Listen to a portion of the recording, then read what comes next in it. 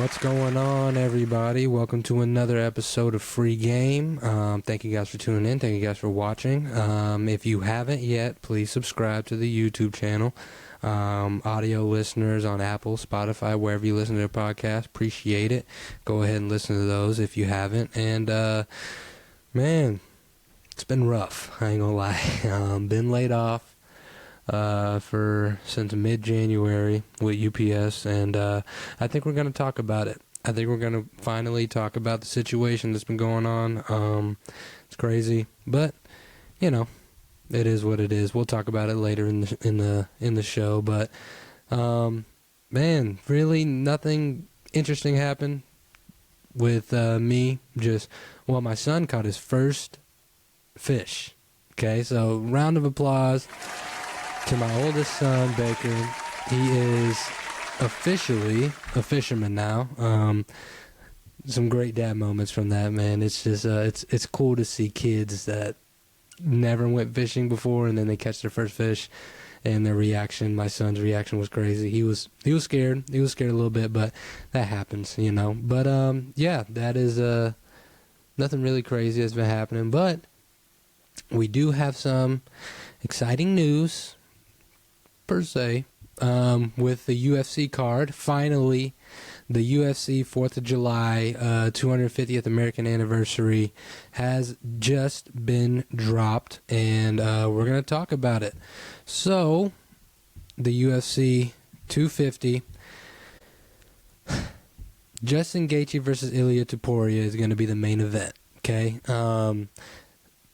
Kind of seen it coming, you know, it is what it is, but you know, that's kind of what it is. Alex Pereira, Cyril Gane. Interesting. Alex Pereira moving up to heavyweight to fight Cyril Gane, this is his third opportunity at a heavyweight belt. So that's cool. And then you got Sugar Sean O'Malley versus Sahabi. Mauricio Ruffy versus Michael Chandler. Bo Nickel versus Kyle. And Diego Lopez versus Steve Garcia. So that is interesting. All in all, my first reaction when I seen the card, it was, it's okay. It's an okay card. Now listen, I am not a UFC stan, okay? I enjoy it. My brother is really the UFC guy, so I still have to talk to him about the card, how he feels about it. But I'm a pseudo-casual, if you will, okay? I'm a little above the casual. Like, I know some of the fighters that most people wouldn't, but, you know, here's the problem that I have with the card. It was the overhyping of the card, okay? Understandably so. This is the first time ever that a UFC fight is going to be at the White House. This is the first time ever that it's going to be on the 4th of July, 250th anniversary of America. It's big, you know, politically, what is going on here. And this card has been hyped up ever since it was announced that it was going to happen, right? So when you have these things that happen, you expect, I don't know, a John Jones, Conor McGregor, and none of those two were in it. And I had this conversation with my brother. I'm like, if John Jones and or Conor McGregor, one of those two are not in there, or both of them are not in there, is it a disappointment? And he told me no. It depends on who's going to be fighting and are the fights going to be competitive. Okay? Alex Pereira, Cyril Gane is interesting. Is Cyril Gane going to poke somebody's eye this time? Who knows? You know, he's been known for that. It is what it is. Is Alex Pereira stepping up to heavyweight? Is this kind of a stamp for him? Is he going to stay at heavyweight and fight a Tom Aspinall, who was out for injury? So it would have been good to see him in there. Ilia Topuria versus Justin Gaethje. I love Justin. Okay, Luke Cadillo, one of Justin's trainers. Family. Still got to get him on the pod. Ilia's a dog. And that's going to be a great fight. An amazing fight. Overall, the card is okay. So you got your 3 stars, right? You got Ilia, you got Alex Pereira, you got Sugar Sean. That's perfect. But to the casual fan, to the casual person that, watches UFC from time to time, that knows only the big names, is this going to be able to do it? Are you going to be able to draw the audience that you want to? Now, everybody's going to watch the fight because, I think it's on, CBS, if I'm not mistaken. I don't think this one's on Paramount. I think this was on, cable. And it's at the White House. So you're going to get people to watch just for the aesthetics of it. But when you listen to other people who, actually dive into the UFC and are very supportive of the UFC, and, that's their whole media background is UFC, are they happy with this card? I've seen a lot of negative reactions. Okay? I think everyone's kind of disappointed. I think everyone was expecting a huge, huge card. Massive card. And unfortunately, a lot of people are underwhelmed because they don't see the Jon Jones. They don't see the Conor McGregors.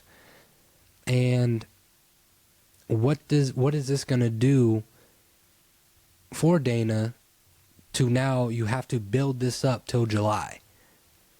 I don't know. I'm going to watch simply because this is a once-in-a-lifetime thing. I don't want to miss out. And I like the UFC. I like what Dana does. I think he runs the UFC very well. And I'm a fan of it. But it just seems to me like this card was just so hyped up. This is going to be the greatest card in UFC history. We're matchmaking every single day for months and months. And we're going to put on an amazing show. And this is going to be like nothing you've ever seen before. And we get this. I mean, if this was just a regular, 320, whatever, it's a cool card,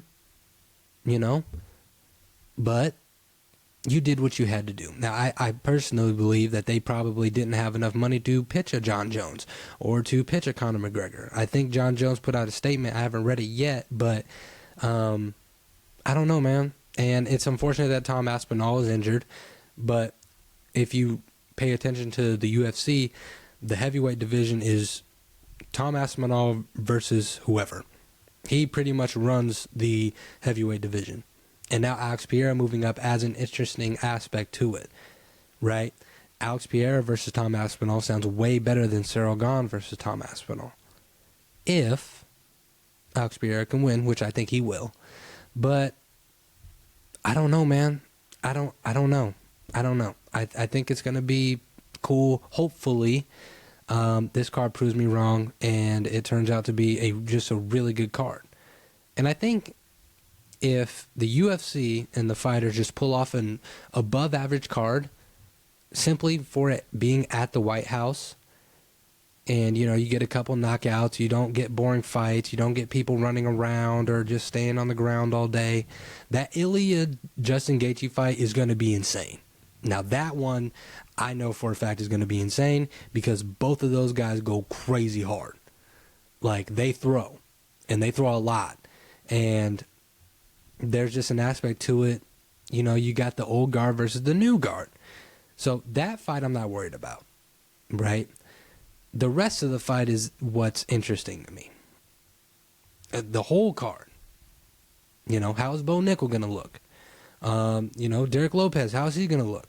Sugar Sean, is he going to, he's been in kind of a slump where he hasn't been knocking people out, but are we going to see a superstar, old school Sugar Sean that we're used to seeing at the White House, right? No Izzy, kind of sucks, no Hamzat, no Islam. Now, I get it. Listen, I understand. Maybe why you probably don't have those guys in there. I digress. If you know, you know. If you don't, good. But if this is an above average card, I think everybody will be satisfied, in my opinion. Simply for it being at the White House, I think that's going to do insane numbers regardless of who you put in there. But, the overall reaction is negative. And it is what it is. I think Dana kind of knew that he had a few matchmaking options, a few cards, and this was plan B that he had to go with. It's tough.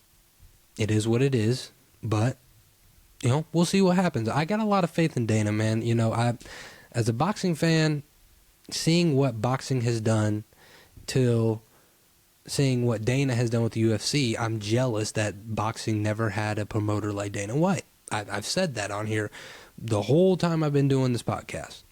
Dana White is the best combat sport promoter in the world. Hands down, no question about it. But now we're running into some issues to where, okay, we got to build up our new superstars because the old superstars are getting up in age, long in the tooth, and it's time for them to go. So now you have to do what got you here all over again. You got to go find yourself a new Conor McGregor. You got to go find yourself a new Anderson Silva, GSP, Chuck Liddell, Tito Ortiz. You got to find new people now. Boxing the same way. So having this big event, if this event happened 10 to 15 years ago, it would have been easy to make the greatest UFC card of all time. Because the guys that I talked about in, previous 10, 15 years ago, they were on their prime. And they were all fighting. But now it's the fighter pay. It's, are you able to fight? Are you going to fight for a belt? Or are you not going to fight for a belt? Are you okay with going to the White House to fight? Like, it's a whole bunch of aspects that Dana had to deal with. And this is what he had to come up with. So, overall, okay card. But, I'll be excited to see. I'm still going to watch, and hopefully the card does good because it'd be good for sports in general. But speaking of combat sports, let's get to boxing, guys. I didn't talk about it on a couple pods ago. I had a conversation about Floyd Mayweather. Okay, Floyd officially came out of retirement. Okay, and he announced after the Mike Tyson fight, he's going to come out of retirement and fight professionally again, and it'll be towards his record. Now, what I didn't know, what came out after the pod, and then, the last pod, we talked about the 5-year anniversary, so we didn't really get to talk about topics much. Floyd Mayweather versus Manny Pacquiao 2. Who got that fight? Turkey Al Sheik. Of course he did. He also got Usyk versus one of the main kickboxers. They're fighting at the Pyramid of Giza. Are you kidding me? This dude's got insane money. And I tell you what, man, he's making some interesting fights. He's got a lot of crazy boxing cards under his belt. But let's talk about Floyd Mayweather for a second. I had a conversation. I said it could be one of three things. It said he could be he's bored. It could be he still got it. Or it could be that he's broke. I didn't want to go to the broke option. Because when you look at Floyd, it's just like his nickname is Money Mayweather. He walks around with bags of millions of dollars all the time.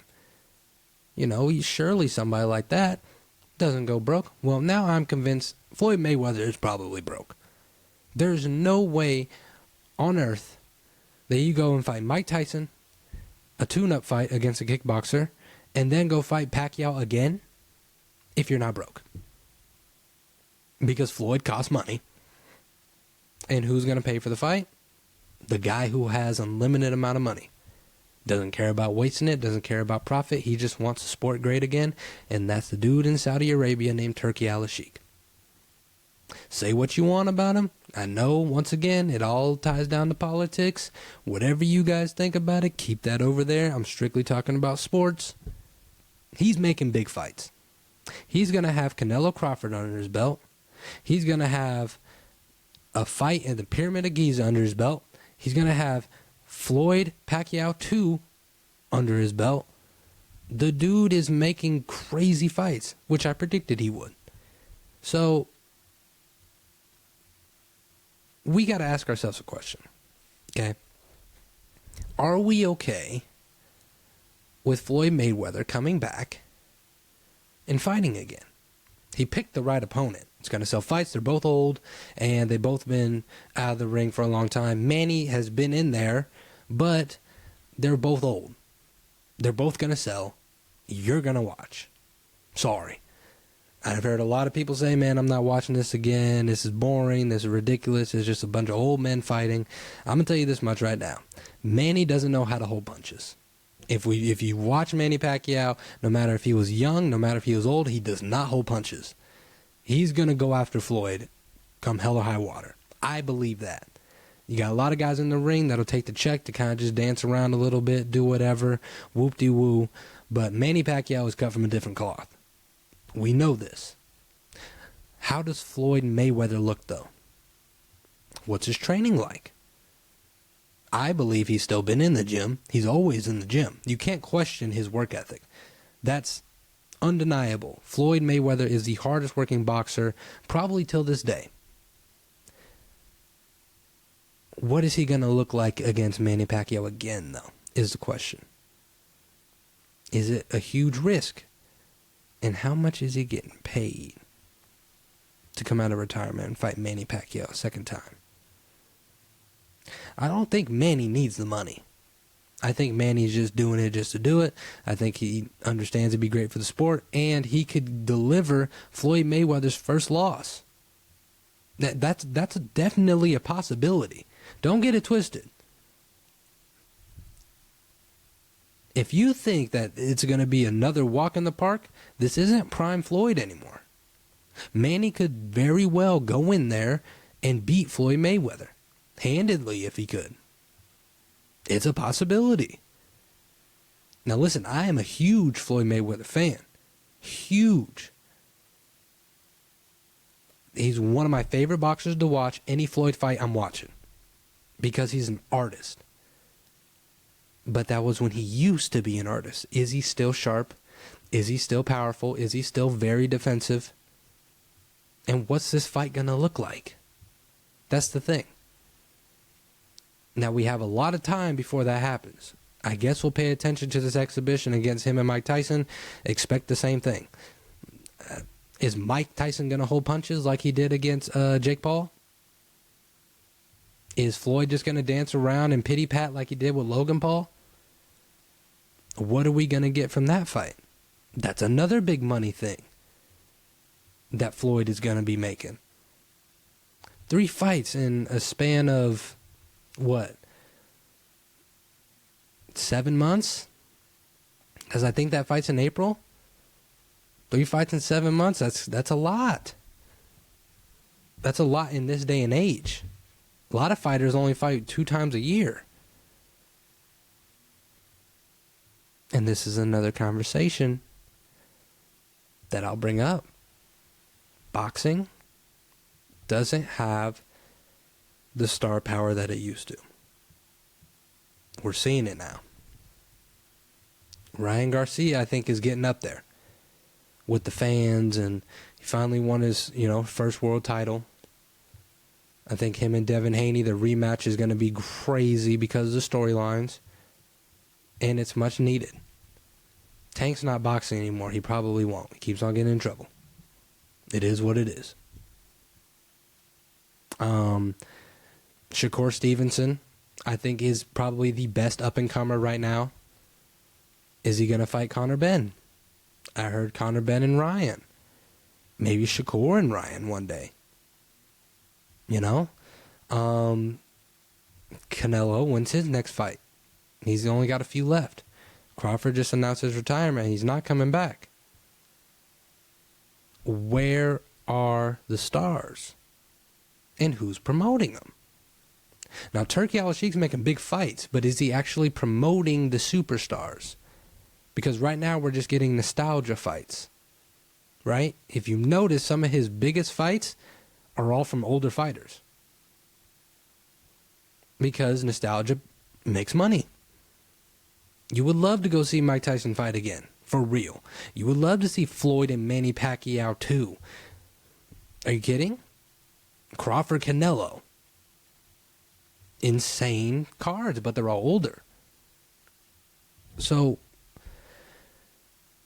what does this do for the sport of boxing? I feel like a broken record, but it's the truth. This is the sport that I love. This is the sport that I take serious. Besides college football and basketball and stuff like that, I love boxing. Love it to death. But we're in a stalemate here. And we need to pick the wheels up if we want to continue to be a known sport. You know what I mean? Zuffa Boxing is coming. Dana White started his own boxing promotion. I don't know how that's going to look, but hey, it's a start. It's what I asked for. Maybe Dana White can come into boxing. Who knows? But Floyd versus Pacquiao 2, later on down the year, I'll be watching. My prediction, I'll give that, when the time comes. But I just think that it's interesting how this man goes 3 fights in 7 months and you don't think he's broke. I think he's... Okay, let me take it all back. I don't think he's broke. I think that he is in debt. How about that?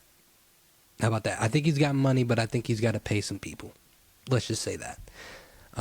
Moving right along, there was an interesting conversation about Drake. Now,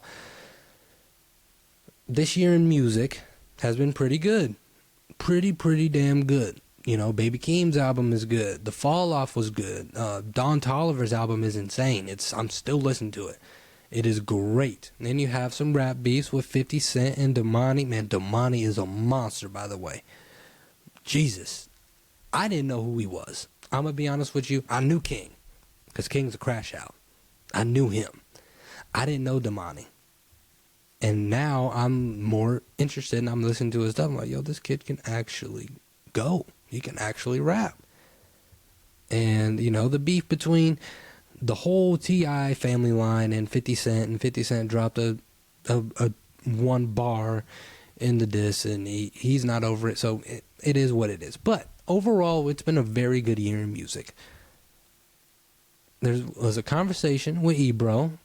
I think it was on the Apple Music podcast, where he said Drake doesn't have any classic albums.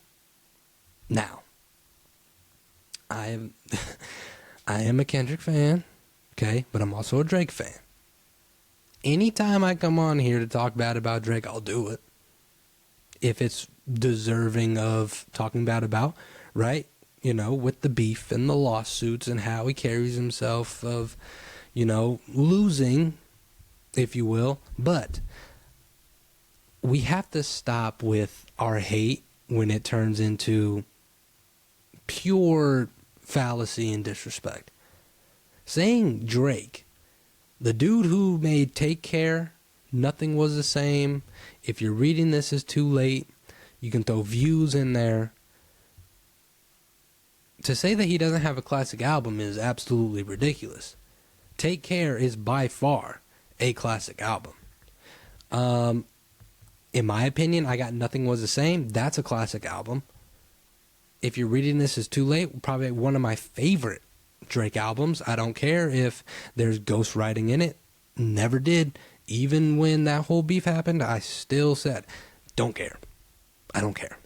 This shit's fire. And we have to ask ourselves, right? Because this conversation comes up a lot when it comes to, is it a classic or is it not a classic? We have to define what a classic is. And it could be interpreted differently for different people, right? To me, a classic album all depends on, does it stand the test of time? That's it. Does it stand the test of time? In that case, it could be a preference thing. A lot of people push that to make it be a classic, or a cult classic, if you will. There is also that. I believe What a Time to Be Alive is a cult classic. I think Section 80 with Kendrick is a cult classic. But what do you define a classic album to be? I think that is where Ebro needed to start. Now listen, Ebro and Drake have had this thing for a long time. Anytime somebody's going to talk about Drake, it's going to get clickbait and views. It is what it is, right? That's what happens when you talk about the boy. But I'm not going to come on here and say Drake doesn't have a classic album. That's ludicrous to say. Take Care is definitely a classic. That's just one. Nothing Was the Same was a classic. That's two. And then, some people say Views. Some people say If You're Reading This Too Late. Some people say, So Far Gone, which is a mixtape, but you can count that as a mixtape classic. he's got a classic, guys. There's no doubt about it. Now, if you want to get to, well, who has the most definitive classic? Well, that's another story, because you can go down the line. Let's just take Drake and Kendrick, for example. You got Drake, we'll Take Care, Nothing Was the Same. If you're reading this too late, /views. Either or, if you want flip-flop. We'll just say 3. Okay? Then you got Kendrick's 3. Good Kid, Mad City, Pimp a Butterfly, Damn. Who's got the better classic, though? That's the question that I'm asking. Is it Good Kid, Mad City versus Take Care? Which one are you taking? Now, it's a preference thing. I understand that. But to me, I'm going to go Good Kid. Of course. But I just think it's the better album. And, it's an easier listen. And it's been stamped as one of the best hip-hop albums of all time. Take Care is great. It's amazing. It is a classic. But now we're pitting classics against each other. That makes the better argument for me. Now, to be honest with you, if you bring Kanye West in that conversation, it's done for. My Beautiful Dark Twisted Fantasy is probably the best concise album ever made. I've always said that. 0 skips on My Beautiful Dark Twisted Fantasy. He's got classics. Wayne has classics. Jay-Z has classics. Nas, Pac, Biggie, Eminem. Classics after classics. So the conversation should be who has a classic and who doesn't. It should be who's got the better classic. And that should be another bracket topic that I should do. I think I'm going to make a bracket on everybody's best classic and put them up against each other. I think that's what I'll do. That'd be a good bracket conversation. It is March, by the way, and this is free game. We do brackets around here. If you didn't know, now you know. So, but yeah, Drake not having a classic, that's insane to say. Ebro, you need to check yourself and your emotions, because that's insane. But moving right along, there was an interesting thing I seen on CBS that had the top 10 college football rankings, okay? And on the screen here, I'm going to go to it. All right, so let's go through it. This is the projected early SEC QB rankings. Obviously, Arch Manning at Texas is number 1. We already kind of knew that. Trinidad Chambliss number 2. He did get his 7th year, so shout out to Ole Miss. Gunnar Stockton number 3 is interesting, but I could see it out of Georgia. He's a veteran now, and, he is reliable for, Kirby Smart and the Bulldogs. Sam Leavitt at number 4. This is the new quarterback out of Arizona State, Lane Kiffin's new toy. I think that he will be very successful. I think LSU has got a lot of players in the portal and signing day and stuff like that, so he's going to be solid. I agree with him at the top 4. Byron Brown out of Auburn. He came out of USF with Alex Golish. I think that, he was solid. I heard about him, later in the season. It's all dependent on how Alex Golish coaches his first year at Auburn, right? You're under the shadow of Bama. It is what it is. But, Auburn plays a tough schedule every single year. When you're in the middle of the SEC, your schedule is going to be tough, right? Because you're playing all the top teams anyway, and the people that are, right in the middle of you. So we'll see how Brown does. I think he'll be solid, though. Lenoris Sellers at number 6 out of South Carolina. Were we hyping up Lenoris Sellers earlier in the year? Listen, he's a solid quarterback. I've seen it firsthand. But this dude was projected first round overall earlier in the season. Like, look out for Lenoris Sellers. Like, he's the projected number 1 draft pick. I think it was a little underwhelming of a season. We'll see how it goes from here. I'm kind of glad he stayed, because it's got to be something when you are projected number 1 overall and then you slide down simply because of your team and your performance, and, you might as well go back and try it again. So Lenoris at 6, I'm not mad at it. Marcel Reed at 7, I'm not mad at it. John Mateer at 8, Me personally, I think he's better than Marcel Reed and Lenore Sellers talent-wise. I think with that injury that he suffered, he definitely wasn't the same. And, I think that's why he's probably all the way down at 8. But, I get it. We'll see. But Kenny Minchie at number 9. He was the backup out of Notre Dame, I believe. And he was the one who flipped from Nebraska to Kentucky. And I guess I don't really know much about him. We'll see what happens. But Kentucky overall, that's a sleeper team to look out for in the SEC. There was a couple years ago where they were playing everybody tough. The Georgias, the Ole Misses, the Texases. And, they were almost beating these top-ranked SEC teams in the nation. I think they're going to be back to that, this upcoming season. So look out for Kentucky. And this is the part I want to talk about right here. At number 10, we got Keelan Russell out of Alabama. Let's talk about it, guys. Now, I'm a Bama fan, right? And spring practices are happening, so that means QB battles are happening. And to all my Bama people out there, when you see Keelan Russell projected in the top 10 in the SEC, what does that do to Kalen DeBoer's psyche? Okay?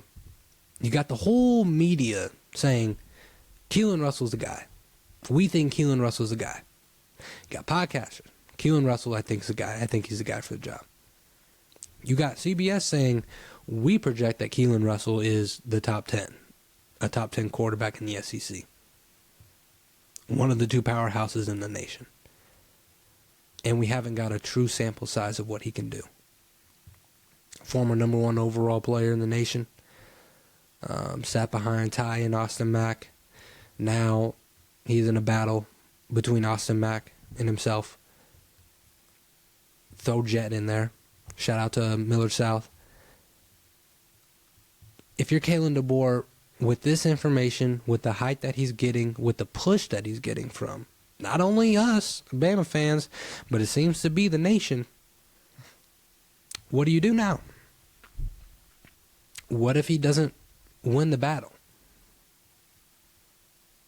Now you're going to get a push of like, okay, well, for the sake of our argument, shits and giggles, let's say Austin Mack wins the job, okay? Cool. Me personally, I like Austin Mack. I think Mack he has the necessary build of a quarterback that you need. Tall, big, can throw, super smart, been in the system for, a few years now. The first 2 games don't go good. The first 3 games don't go good. If you throw in Keelan Russell, now you're thing is like, okay, well, we just wasted 3 games.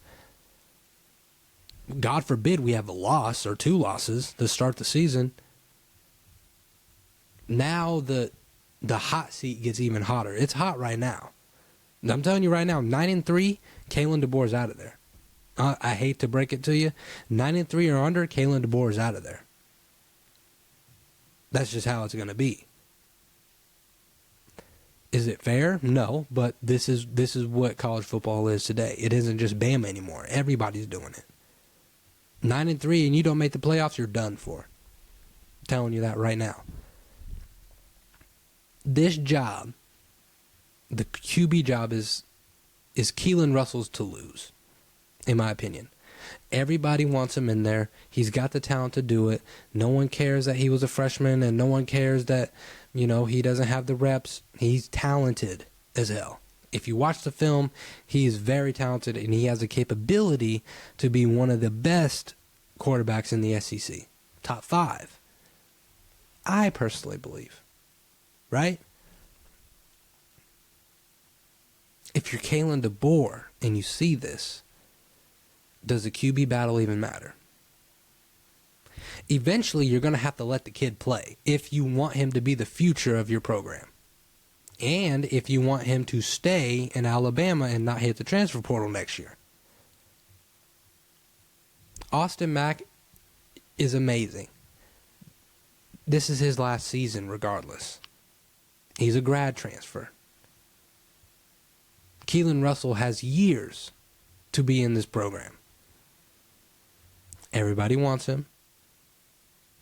Everybody's projecting him to be a successful quarterback in the SEC. Do you put him in that position regardless of how the battle ends up? Because if the SEC or the CBS has him as the top 10 quarterback in the SEC, and I haven't looked at any other rankings, but I'm pretty sure he's up there. 10, 9, in that bottom 7 to 10, he's probably there. Are you going to have a projected quarterback in the top 10 in our conference, second string? I don't know. Then it's going to be a deal where what is he seeing that we're not seeing? And maybe that's the case. Maybe I'm completely wrong, and maybe Austin Mack's the quarterback, and maybe we go and win a natty. If that's the case, mark it right here and say I was wrong. But I personally think Keelan Russell's the guy. I think everybody knows that. I think everybody wants that. We want to see what this kid can do.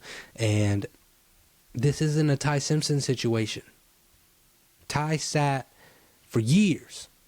He waited his turn, and he finally got it. And then when the battle happened, it was undeniable that Ty was the guy. Now this one's a little closer. It just is. What are you going to do? This is a big decision too, by the way. A big decision. And let me tell you something. I know my team better than anybody else. 9-3, he's done. He's done. It is what it is, but, you know, that's Bama football, baby. But that is it for that. I don't think I have anything else but the... Okay, let's talk about the UPS situation. If you guys have been living under a rock or you don't care, UPS is offering drivers $150,000 to quit, pretty much. Doesn't matter how much of your service you have. If you are past the 10-year threshold, you get to keep your pension and your insurance once you hit 55. So this is a lump sum. It is taxed, so I don't know how much you would actually get. You wouldn't get the whole 150. But the Teamsters Union decided to take it to court and pretty much to stop the whole thing because it's against the contract. And they denied it. So UPS is continuing their buyout. There's a few people in our center. I don't know the official number. They've been kind of keeping it close to the chest, which respect. Respect. But I've been laid off. I'm second to last on seniority, and I hit my max year this October. So, yeah, I need people to take that money and go. Me personally. But I think it's interesting how the Teamsters Union, right, decided this isn't right, this is illegal, this is against the contract, and we're taking UPS to court. But you allowed the buyouts that were lesser money last year. People took it, and you didn't take UPS to court. But now that it's $150,000 straight up, now you take them to court, and you lose. What power do we have here? Me personally, it's voluntary, right? So if you want to take the money, and let's say you're already decided to retire anyway, take it. Take it and go. Don't work here another year. You get to keep everything like you do, just extra cash for not working. Go. Please.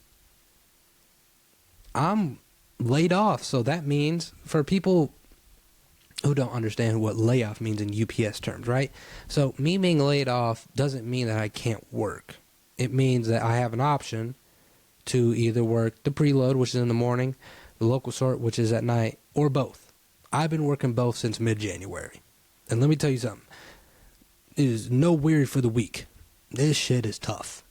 But I've been dealing with being laid off ever since I've started at UPS, right? It's just been a thing, but this one's going to be a little bit longer depending on how many people get bought out. And it's not just a, we had 8 people take the buyout, so all 8 people would leave. No, that's not how it goes. Depending on the center, depending on the size of your center, UPS will give that center 50% a number. So let's say, let's just use my example, the one in Lincoln. Let's just say you need, we'll take 5. And 7 people take the buyout, then it goes to seniority.